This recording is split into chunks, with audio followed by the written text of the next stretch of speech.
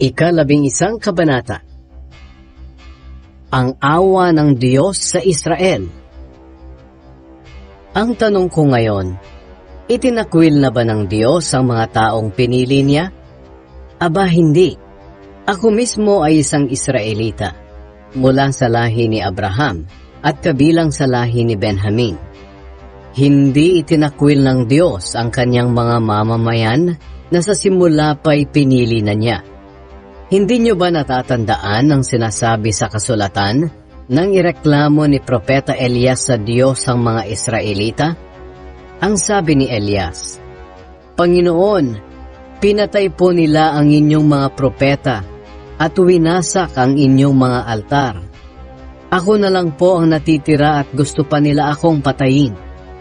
Pero ano ang isinagot sa kaniya ng Diyos? Nagtira ako ng 7,000 Israelitang hindi sumasamba sa Diyos-Diyosang si Baal. Ganyan din ngayon. May mga natitira pang mga Israelita na tapat sa Diyos na pinili niya dahil sa kanyang biyaya. Ngayon, kung ang pagkapili sa kanila ay dahil sa kaniyang biyaya, hindi na ito nakasalalay sa kanilang mabubuting gawa. Sapagkat kung nakasalalay sa mabubuting gawa, hindi na ito biyaya. Ngayon, masasabi natin na hindi nakamtan ng mga Israelita ang kanilang ninanais na maituring silang matuwid ng Diyos. Ang mga pinili ng Diyos ang siyang nagkamit nito, pero ang karamihan ay pinatigas ang ulo. Gaya nga ng sinasabi sa kasulatan, ginawa silang manhid ng Diyos, at hanggang ngayon ay para silang mga bulag o bingi sa katotohanan. Sinabi rin ni David tungkol sa kanila, ang kanilang mga handog sana ang magdala sa kanila ng kapahamakan, kasiraan at kaparusahan.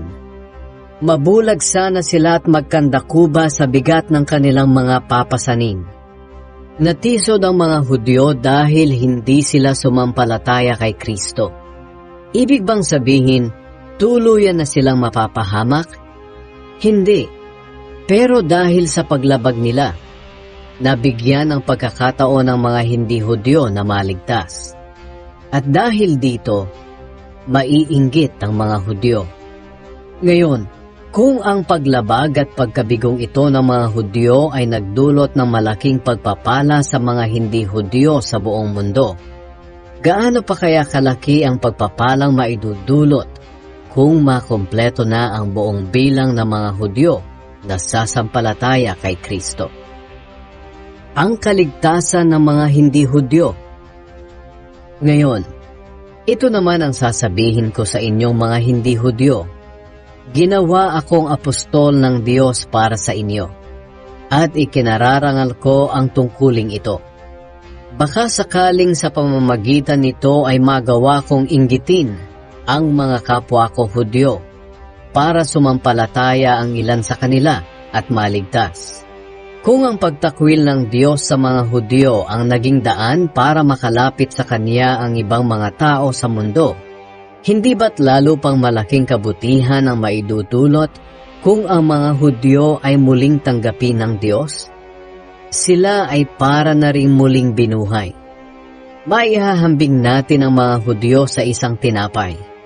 Kung inihandog sa Diyos ang bahagi ng tinapay, ganoon na rin ang buong tinapay. At kung inihandog sa Diyos ang ugat ng isang puno, ganoon na rin ang mga sanga nito. Ang mga Hudyo ay tulad sa isang puno ng olibo na pinutol ang ilang mga sanga. At kayong mga hindi Hudyo ay tulad sa mga sanga ng ligaw na olibo na ikinabit bilang kapalit sa pinutol na mga sanga. Kaya nakabahagi kayo sa mga pagpapala ng Diyos para sa mga Hudyo. Pero huwag kayong magmalaki na mas mabuti kayo sa mga sangang pinutol. Alalahanin ninyong mga sanga lang kayo. Hindi kayo ang bumubuhay sa ugat, kundi ang ugat ang bumubuhay sa inyo. Maaaring sabihin ninyo, pinutol sila para maikabit kami. Totoo iyan. Pinutol sila dahil hindi sila sumampalataya kay Kristo. At kayo naman ay ikinabit dahil sumampalataya kayo.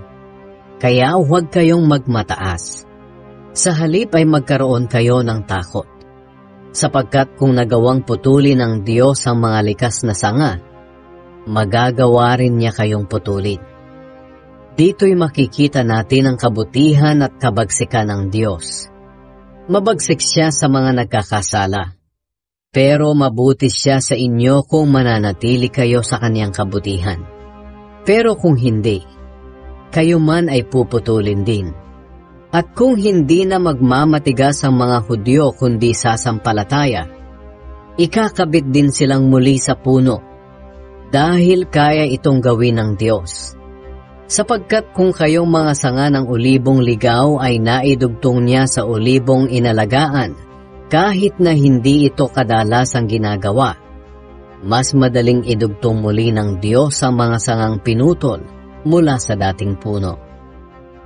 Ang Diyos ay maawain sa lahat. Mga kapatid, nais kong malaman ninyo ang isang katotohanan na ngayon ko lang ihahayag sa inyo, para hindi maging mataas ang tingin nyo sa inyong sarili. Ang pagmamatigas ng mga Hudyo ay hindi panghabang panahon. Ito'y hanggang makumpleto lang ang kabuoang bilang ng mga hindi Hudyo na sasampalataya kay Kristo. Pagkatapos niyan, maliligtas ang buong Israel, gaya ng sinasabi sa kasulatan. Magmumula sa Sion ang tagapagligtas.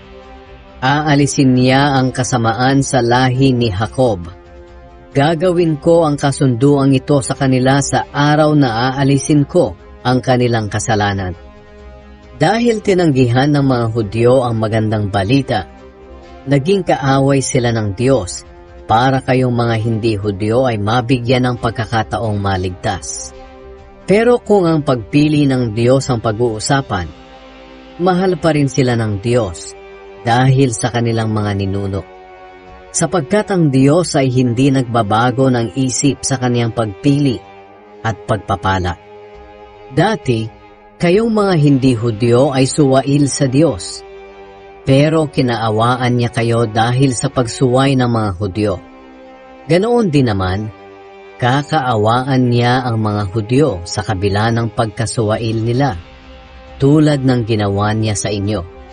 Sapagkat hinayaan ng Diyos na ang lahat ng tao ay maging alipin ng kasalanan para maipakita sa kanila ang kaniyang awa.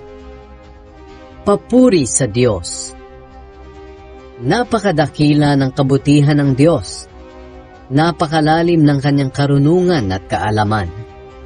Hindi natin kayang unawain ang kanyang mga pasya at pamamaraan. Gaya nga ng sinasabi sa kasulatan, sino kaya ang makakaunawa sa kaisipan ng Panginoon? Sino kaya ang makakapagpayo sa Kanya? Sino kaya ang makakapagbigay ng anuman sa Kanya para tumanaw siya ng utang na loob? Sapagkat ang lahat ng bagay ay nanggaling sa Kanya, at nilikha ang mga ito sa pamamagitan niya, at para sa Kanya. Purihin ang Diyos magpakailanman. Amen.